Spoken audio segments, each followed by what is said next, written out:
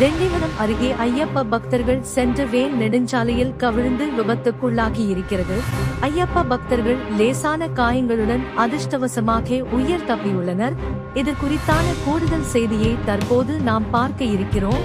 அதிகாலையில் நடந்த இந்த விபத்தானது அப்பகுதியில் பெரும் பரபரப்பை ஏற்படுத்தியுள்ளது என்பது குறிப்பிடத்தக்கது.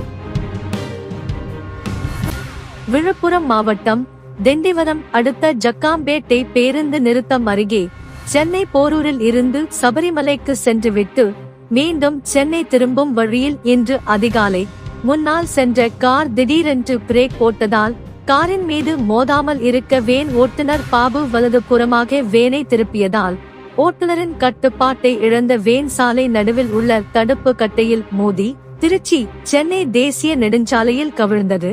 வேனில் பயணம் செய்த ஐயப்ப பக்தர்கள் லேசான காயங்களுடன் அதிர்ஷ்டவசமாக உயிர் தப்பினர். காயமடைந்த பக்தர்களை சிகிச்சைக்காக திண்டிவனம் அரசு மருத்துவமனைக்கு 108 ஆம்புலன்ஸ் மூலம் அனுப்பி வைக்கப்பட்டனர். இந்த விபத்தால் திருச்சி சென்னை தேசிய நெடுஞ்சாலையில் சுமார் 1 மணி நேரத்திற்கும் மேலாக போக்குவரத்து பாதிக்கப்பட்டது. நெடுஞ்சாலையில் கவிழ்ந்த வேனை மயிலம் போலீசார் நகாய் ஊழியர்கள் மூலம் கிரேன் உதவியுடன் அப்புறப்படுத்தும் பணியில் ஈடுபட்டனர். இந்த விபத்து சப்புவதால் அப்பகுதியில் பெரும் பரபரப்பு சூழல் ஏற்பட்டது.